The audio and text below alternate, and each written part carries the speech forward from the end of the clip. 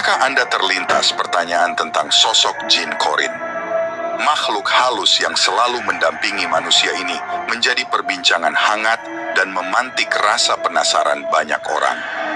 Dalam kesempatan kali ini, kita akan membahas 3 materi. Pertama, siapakah jin Qorin dan bagaimana mereka menemani manusia?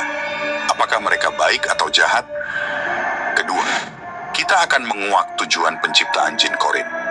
Apakah mereka diciptakan untuk membantu manusia atau justru menggodanya? Bagaimana mereka memengaruhi hidup kita? Ketiga, kita akan membahas 3 jenis jin yang disebutkan dalam hadis. Apakah mereka berbeda dengan jin Qorin? Apa peran mereka dalam kehidupan manusia? Bismillah, mari kita mulai pembahasannya.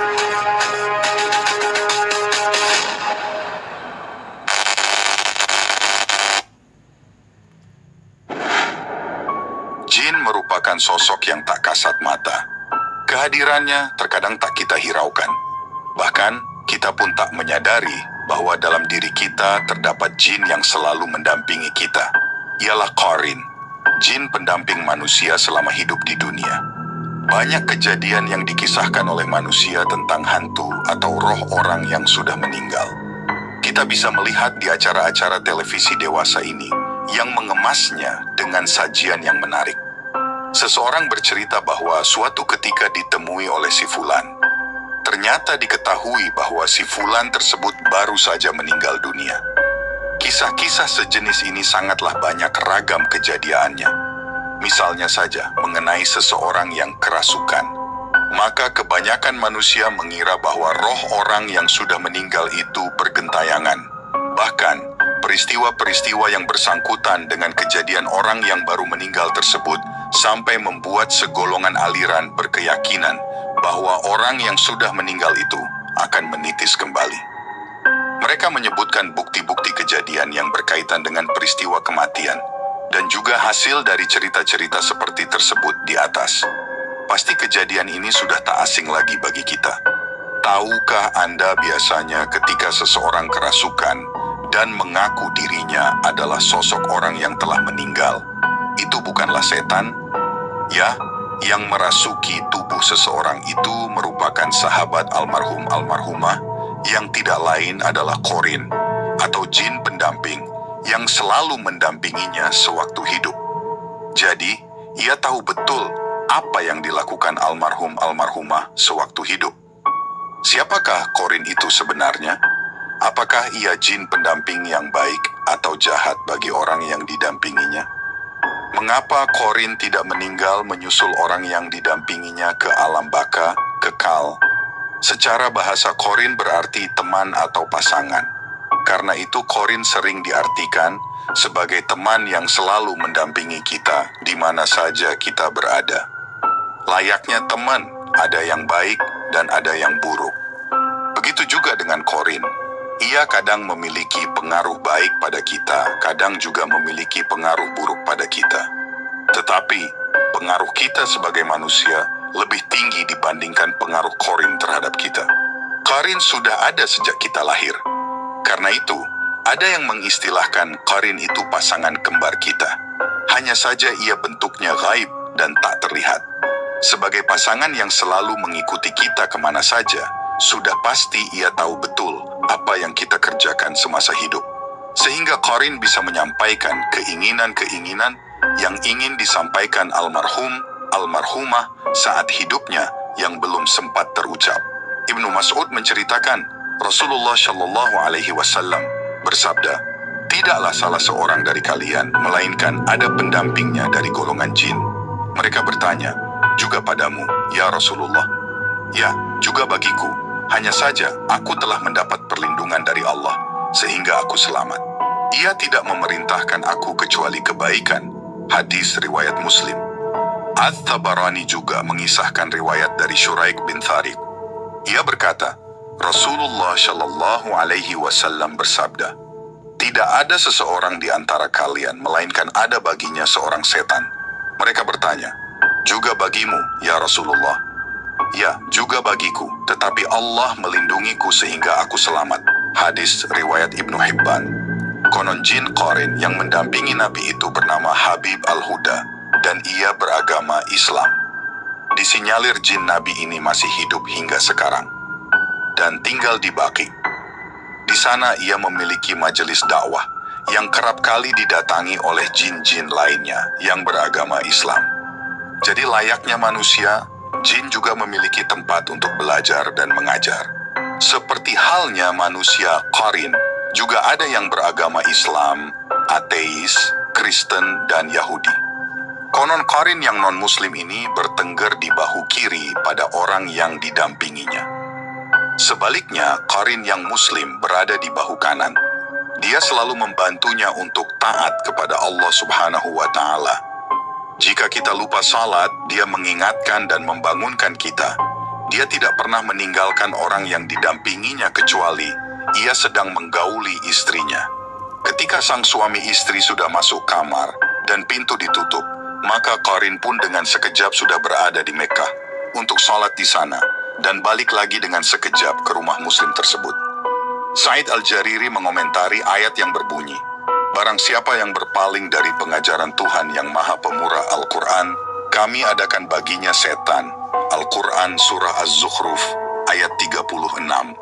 Ia berkomentar, "Telah sampai berita kepada kami bahwa orang kafir apabila dibangkitkan pada hari kiamat, setan akan mendorong dengan tangannya hingga ia tidak bisa melawannya, sampai Allah Subhanahu wa Ta'ala menempatkannya di api neraka.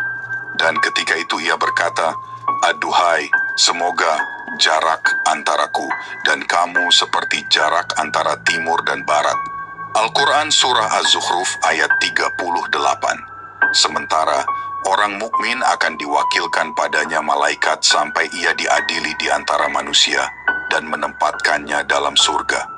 Demikianlah orang yang berpaling dari petunjuk yang lurus, yaitu Al-Quran dan Sunnah, maka baginya akan diadakan oleh Allah, yaitu setan, yang akan menyesatkannya. Tidak seperti manusia, Qarin tidak dapat mati hingga hari kiamat, sebab ia merupakan bangsa jin, seperti bangsa jin lainnya. Ia pun tidak bisa mati kecuali saat datangnya hari kiamat.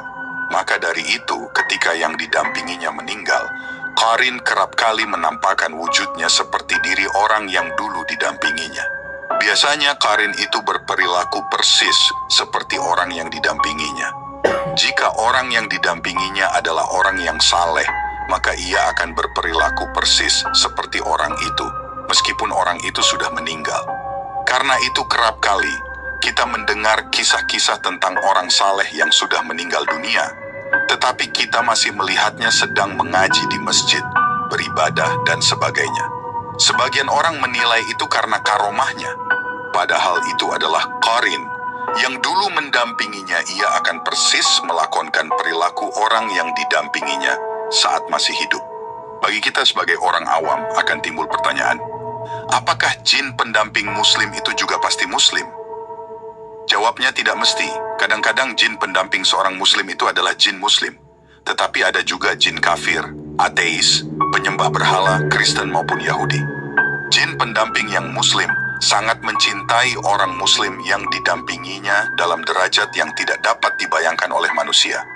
Dia melindungi manusia yang didampinginya dari berbagai bahaya dan membantu untuk melaksanakan ketaatan kepada Allah Subhanahu wa Ta'ala.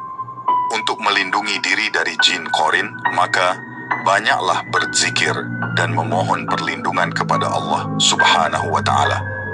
Jika kita sungguh-sungguh melakukan hal ini, insya Allah akan datang perlindungan dari Yang Maha Kuasa. Untuk apa Qarin diciptakan? Ada penanya bertanya sebagai berikut.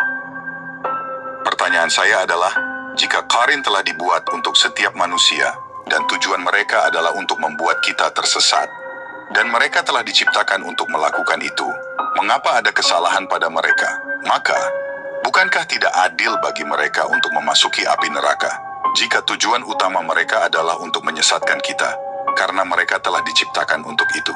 Jawabannya, menurut Profesor Shaul Hamid, seorang konsultan Islam yang merupakan Presiden Misi Islam Kerala, Calicut, India, ada 3 jenis makhluk yang diciptakan oleh Allah Subhanahu wa Ta'ala yang terus-menerus disebut dalam Al-Quran: malaikat, jin, dan manusia. Dari jumlah tersebut, malaikat telah diciptakan hanya untuk mematuhi perintah-perintah Allah. Jadi mereka tidak melakukan kejahatan. Tetapi jin dan manusia memiliki kebebasan untuk menaati Allah Subhanahu wa Ta'ala atau menolak untuk melakukannya, yaitu dalam batas-batas keberadaan sementara ini. Dari golongan jin, beberapa menggunakan kebebasan mereka untuk tunduk kepada Allah Subhanahu wa Ta'ala dan menjadi Muslim, sementara yang lain tidak mematuhi Allah dan menjadi kafir atau ateis. Mirip dengan cara manusia, beberapa memilih untuk mengikuti perintah Allah dan menjadi Muslim, dan yang lain melakukan yang sebaliknya dan menjadi kafir.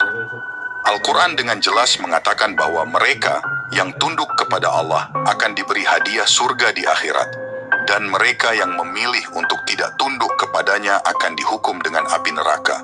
Seperti dikatakan di atas, jin juga telah diciptakan dengan kebebasan untuk memilih jalan mereka sendiri, baik atau jahat. Beberapa memilih kejahatan, dan ini disebut syayatin, bentuk jamak dari syaitan, setan. Karena syayatin menyalahgunakan kebebasan mereka untuk memilih jalan kejahatan, mereka berakhir di neraka. Dari jumlah ini, beberapa dari mereka mengambil ke atas diri mereka tugas mendorong atau membujuk manusia menuju kejahatan. Dan seorang syaitan tertentu, iblis, memilih manusia tertentu untuk menjadi teman tetapnya. Seperti setan disebut korin. Seorang korin bukannya tanpa kebebasan untuk memilih yang baik, dia bisa membuat pilihan itu atas kehendaknya sendiri.